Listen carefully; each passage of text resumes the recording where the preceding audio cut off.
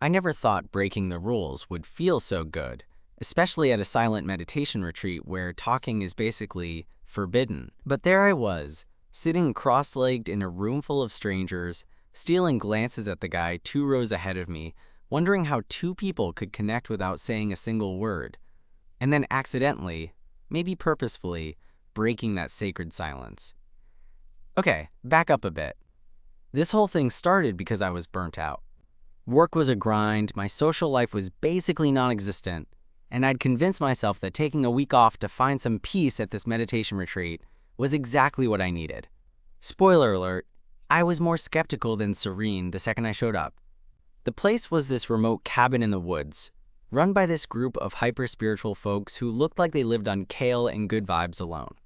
Everyone was super serious about the silence rule, which meant no phones, no chit-chat, nothing but quiet breathing and mindful sitting. Sounds peaceful, right? It mostly just felt awkward and kind of lonely. Then there was him, Eli. He caught my eye the moment we all shuffled into the main hall for our first group meditation. He had this calm, easy presence that stood out even in a room full of people trying really hard not to fidget or check their watches.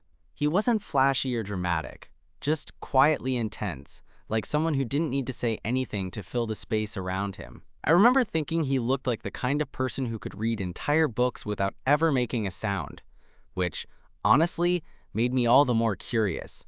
We never actually spoke that first day. In fact, no one did. But throughout the sessions, I kept noticing him glancing my way, those dark eyes catching mine just long enough to make me question if the silence was actually as absolute as the rules claimed. I wanted to say something so badly, anything, but the retreat's no-talking policy was drilled into us from the moment we arrived. If you broke the silence, you were basically the worst kind of sinner there. So I played along, nodding at him when our eyes met, trying to communicate through expressions and tiny gestures.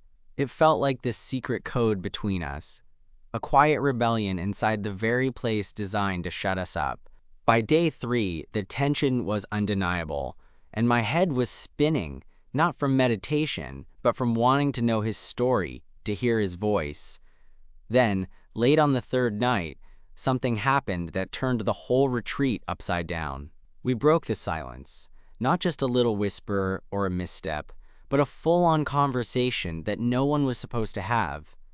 And honestly, it was the best thing that ever happened to me.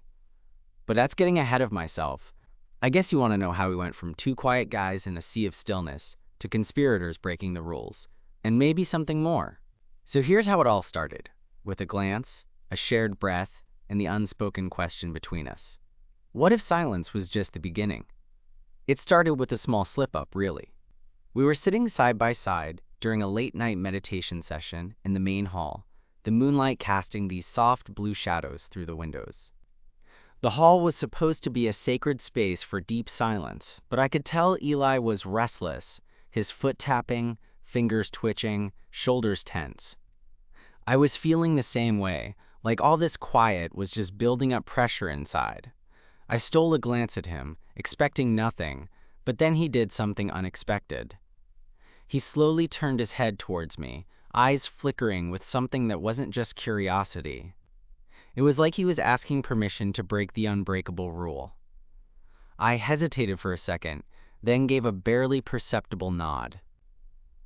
That was all it took. In the middle of a room full of closed mouths and closed eyes, we whispered. Well, whispered might be too generous. It was more like a barely audible murmur, but it felt like shouting in the kind of place where sound was banned. Can you believe this silence crap? He breathed out, and I swear the relief that escaped me was almost physical. I laughed quietly, trying to keep my voice from carrying. I'm about to lose it. This is torture. And just like that, the dam broke. For the next few minutes, maybe 5, maybe 10, I stopped caring about the rules. We talked about our lives, how we ended up at this weird retreat, and that maybe meditation wasn't really our thing. It was the first real conversation I'd had with anyone in days, and the first real connection I'd felt in a long time. His name was Eli, like I'd thought, and turns out he was a freelance graphic designer from the city running away from a messy breakup and a job that pleased me the life out of him. I told him about my dead-end tech job and how I was desperate to figure out what came next. We laughed about how ridiculous the whole retreat was, how the silence was supposed to help us find ourselves, but mostly just made us hyper-aware of our own impatience. The risk of getting caught made it feel electric, like we'd discovered a secret code no one else knew. The tension in the room, the one I'd been feeling since day one, suddenly had a name, a voice, and it was right there beside me. After that night, things got complicated. We didn't exactly turn the whole retreat into a chat room or anything, but we found ways to communicate that felt like stolen treasures.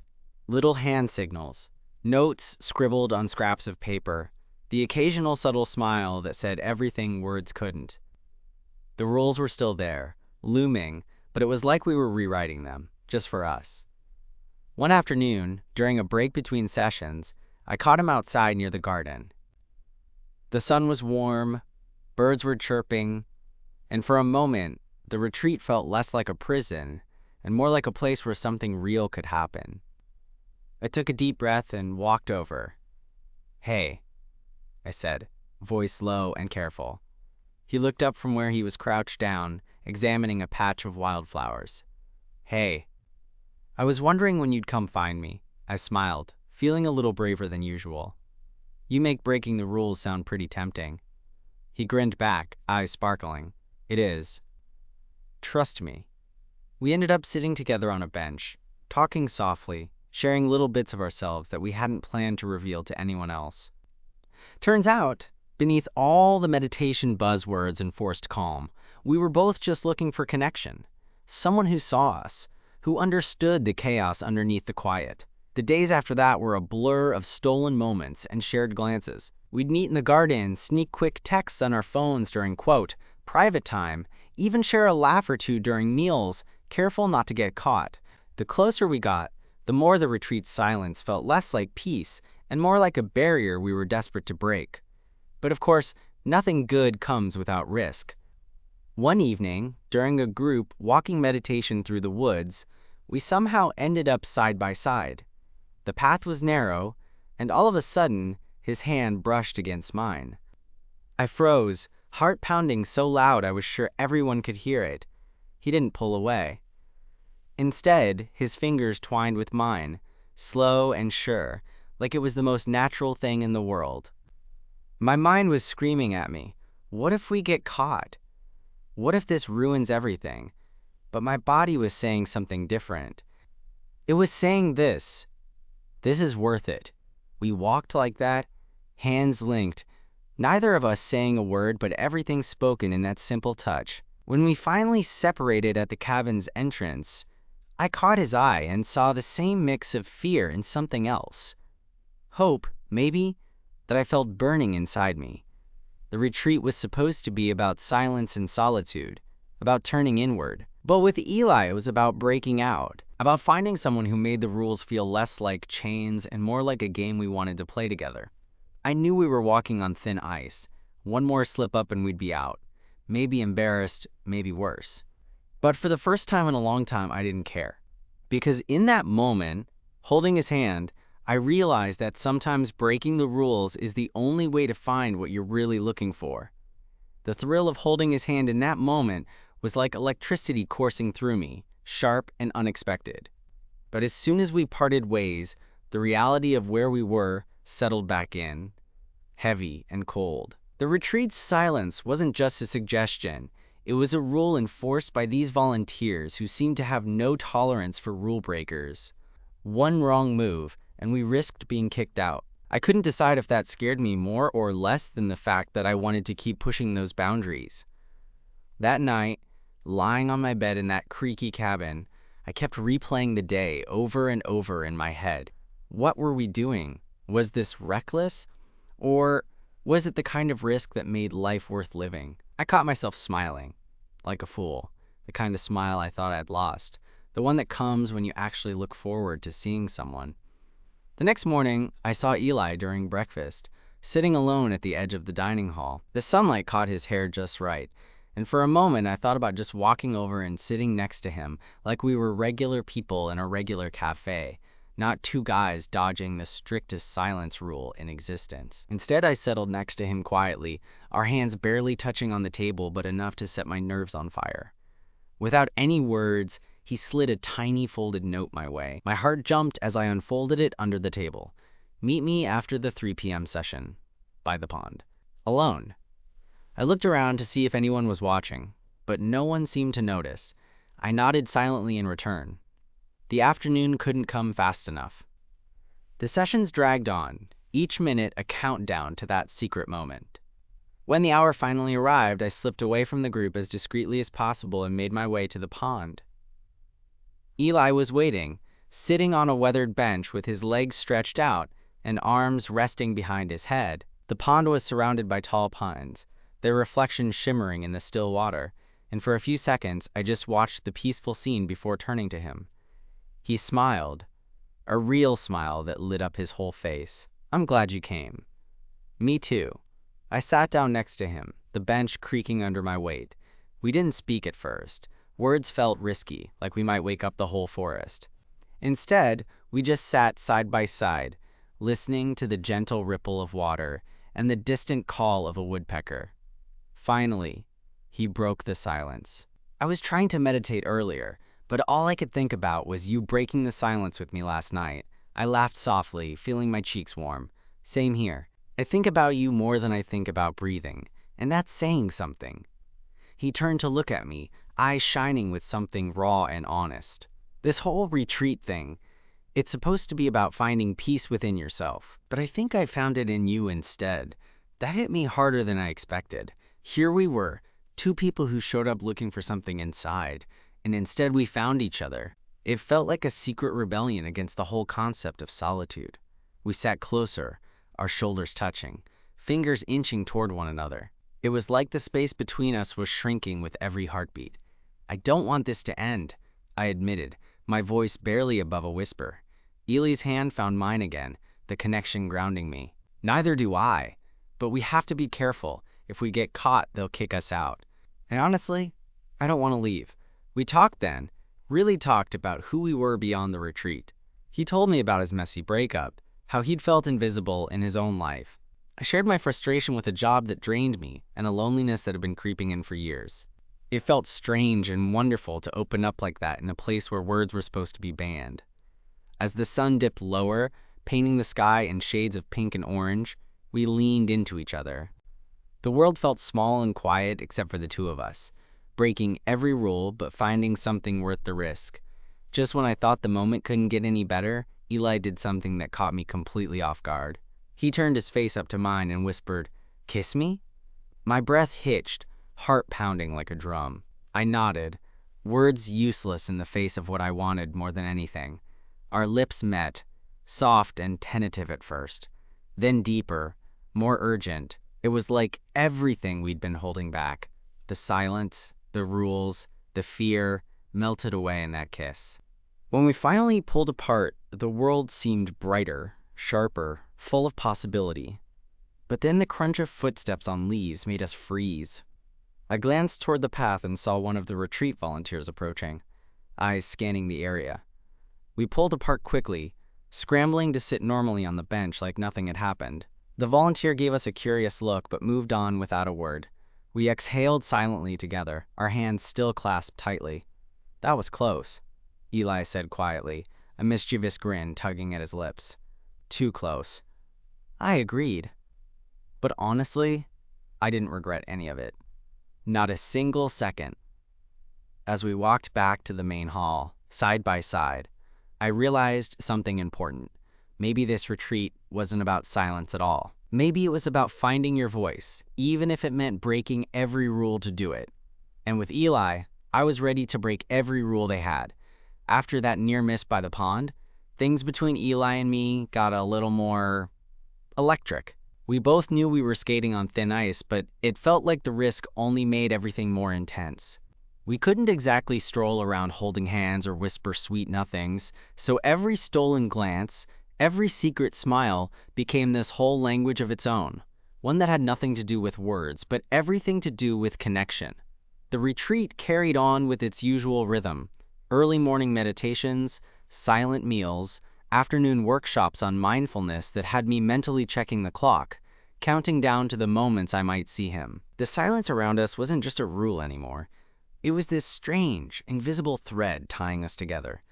One afternoon, during what was supposed to be a walking meditation, through a narrow forest path, we found ourselves walking side by side again. Our group was spread out, so we had a bit of space to maneuver without being obvious.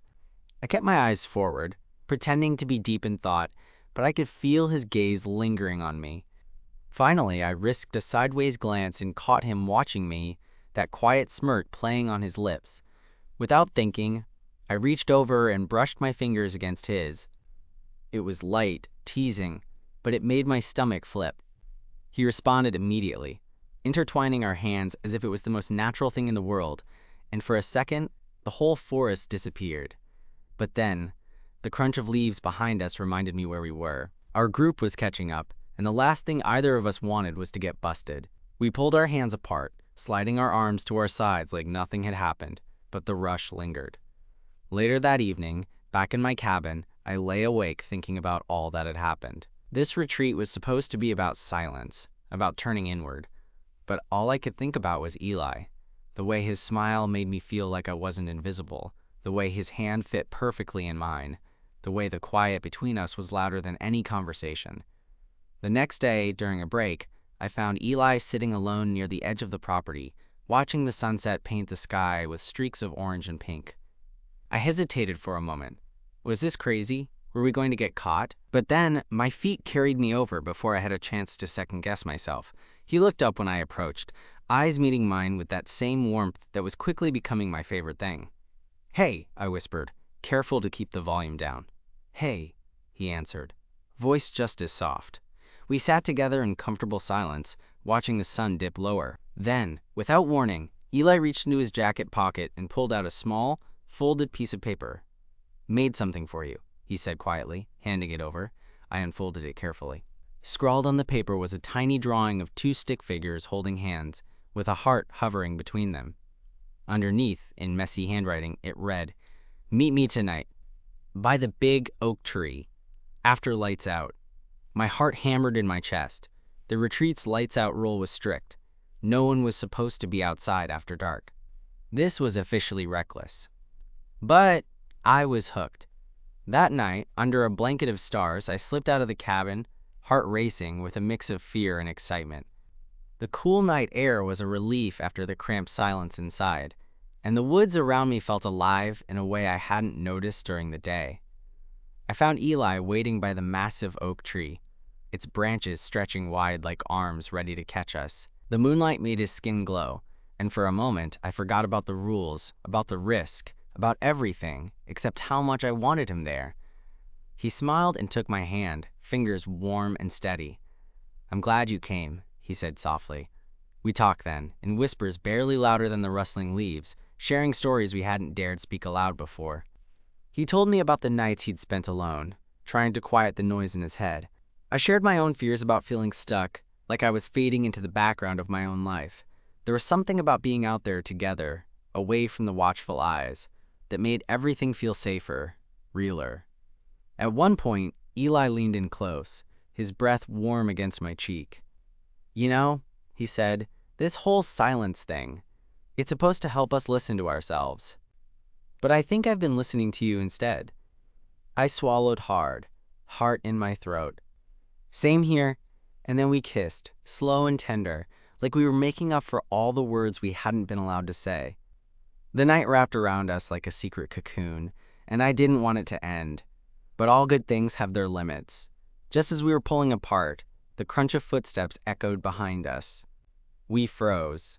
Eli's eyes widened. From the shadows, one of the retreat leaders appeared, arms crossed, face stern. "You two know the rules," she said quietly but firmly. "No talking, no wandering after hours. This retreat isn't about breaking silence." I felt my stomach drop. I wanted to explain, to tell her that what we had was different, real, but the words caught in my throat. Eli squeezed my hand, silently reminding me to keep calm. Instead, we nodded, the weight of the moment settling over us like a heavy fog. The next day, there was an unspoken tension in the air. We kept our distance during sessions, the the easy connection replaced by cautious glances. The retreat leaders were watching more closely now, and we both knew another slip-up could mean immediate dismissal. Yet, even with the risk looming over us, I couldn't shake the feeling that this, whatever this was between Eli and me, was worth every rule we'd broken and every moment of silence we'd defied. Because sometimes, the loudest voice you can hear is the one inside your own heart, shouting to be heard. And with Eli, I was finally ready to listen. The day after we got caught, I woke up with this dull ache in my chest, a mix of nerves and disappointment. We hadn't been kicked out, which was a relief, but the retreat leaders made it clear that any more rule breaking, and we'd be out. No warnings, no second chances. Eli, and I didn't speak that morning.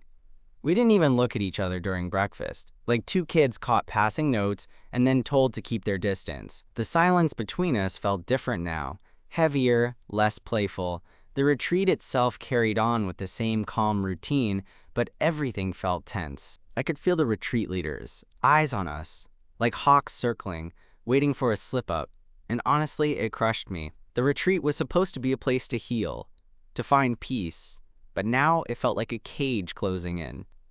I caught Eli outside during a break, sitting on a bench near the garden, staring off at nothing. I hesitated, but then sat beside him, careful not to disturb the fragile silence. After a few moments, he finally spoke. Well, whispered, really.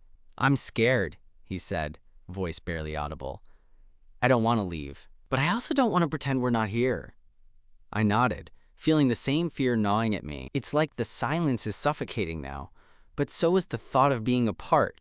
He looked at me, those dark eyes full of something raw and vulnerable. "We have to figure out if this is worth it. If us is worth it."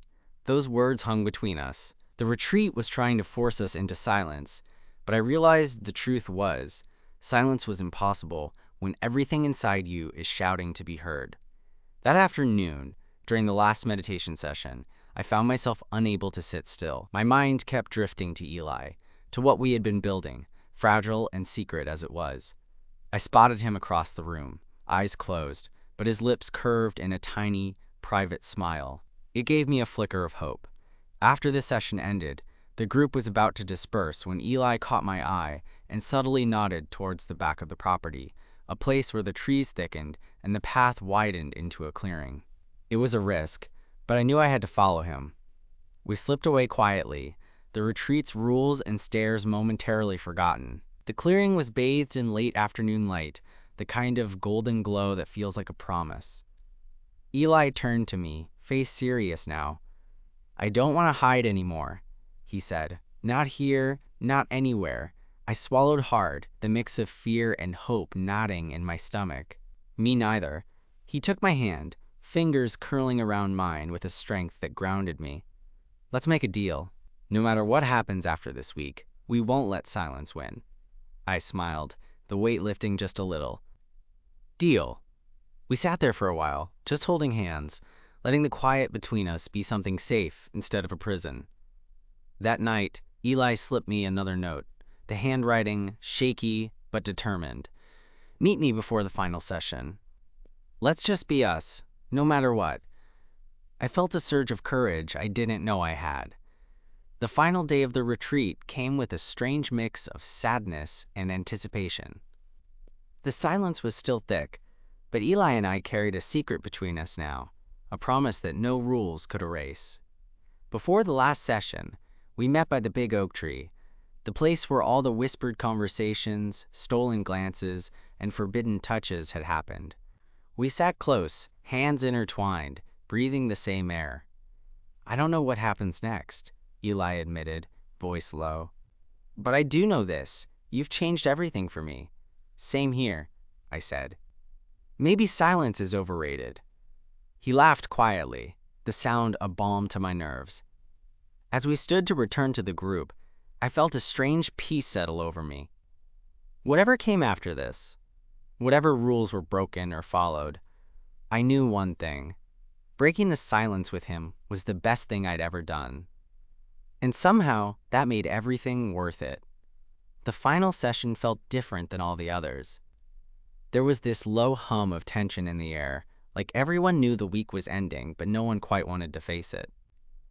We gathered in the main hall for one last group meditation, the silence stretched out thick and heavy. I sat there, heart pounding, my hand clenched tightly around Eli's beneath the cushion between us. We weren't supposed to touch during the sessions, but somehow it felt like the one place where our connection mattered the most. As the minutes ticked by, I realized this silence wasn't empty anymore. It was charged, filled with everything we hadn't dared say out loud, the stolen moments, the whispered promises, the electric tension that held us together. When the meditation ended, the room slowly came to life, but no one broke the silence right away. We all shuffled quietly to our rooms or the dining hall, carrying our own thoughts. Eli caught my eye from across the room, a small smirk tugging at his lips. It was a silent, "See you later," a secret between us. The rest of the afternoon passed in a blur of packing and final reflections. I tried to focus on the journals we were supposed to write about our experience, but my mind kept drifting back to Eli. I wanted to tell him everything, the way my world had shifted since meeting him, the way the silence had been less about peace and more about waiting for him. That evening, after lights out, I couldn't sleep. I got up and quietly slipped out of the cabin, heart hammering with excitement and nervousness. I found Eli waiting by the oak tree, just like before, the moonlight casting silver across his face. He looked up and smiled when he saw me. "I figured you'd come." "I had to," I admitted, sliding onto the bench beside him. The air was cool, crisp with the scent of pine and earth. We sat there for a long time, hands intertwined, sharing silence that felt warm and alive, not forced or suffocating, but something real. Finally, Eli spoke, his voice barely above a whisper. "So what happens now, after this week?" I shrugged, feeling the weight of the question. "I don't know, but I want to keep finding out, with you." He turned to face me, eyes searching. "Me too." There was something about that moment, raw, honest, that made me realize how rare and precious this connection was. We were stepping into unknown territory. No handbook, no guarantees, just the promise of each other. Over the next few days, as the retreat wound down, we kept our secrets safe but didn't shy away from the moments we could steal. We walked side by side during breaks, exchanged knowing looks during meals, and whispered little jokes when no one was watching. The retreat leaders seemed to have softened a bit, maybe realizing that some connections couldn't be silenced. On the last morning, we stood together by the pond, watching the sunrise paint the sky in shades of pink and gold. Eli squeezed my hand, his smile warm and genuine. "Promise me something," he said. "Anything. Let's not let this be the end. No matter where life takes us, no more silence. Let's keep talking. Keep breaking the rules. Together." I laughed softly, feeling tears prick my eyes. "Deal." As we packed up and said our goodbyes to the retreat, I realized that the silence we'd broken wasn't just about rules or the retreat's expectations. It was about letting ourselves be seen and heard, about finding courage in vulnerability. And for the first time in a long time, I felt hopeful. Because sometimes the most unexpected places lead you to the people who change your life. And sometimes breaking the rules is exactly what you need to do to find your way. The drive home from the retreat felt surreal. The quiet of the forest gave way to the hum of the highway. And with every mile, I thought about what I was leaving behind and what I was taking with me. The silence of that week had been a challenge, but the connection I'd found with Eli was something I knew I couldn't let slip away. We exchanged numbers on the last day, a small rebellion against the retreat's no-tech rule, and promised to keep in touch. Since then, we've texted almost every day. Sometimes deep conversations, sometimes dumb jokes about how terrible we both are at meditating. It's easy to forget the awkwardness of those first stolen whispers when you have someone who knows your story, who sees you without all the pretenses. A few weeks after the retreat, Eli invited me over to his apartment. I remember standing outside his door, nervous in a way that felt familiar but different, hopeful. When he opened it, his smile was that same quiet warmth I'd fallen for. We spent the evening cooking together, laughing over burnt garlic bread, and sharing stories about the crazy week that brought us together. What struck me most was how natural it felt. No need for silence, no need for rules. Just two people figuring it out side by side. I think the retreat taught me something important. Sometimes, the quiet you need isn't about shutting everything out. It's about finding the right person who makes even the loudest parts of life feel easier to bear. Eli became that person for me. Looking back, breaking the rules wasn't just about sneaking whispered conversations or holding hands when we weren't supposed to. It was about giving ourselves permission to be vulnerable, to risk connection even when it felt scary. And that made all the difference. Now, whenever I think about that week, the awkward silences, the stolen notes, the secret kisses under the stars, I smile. Because it reminds me that sometimes the best things happen when you stop following the script and start listening to your own heart. And that, for me, was the most peaceful silence of all.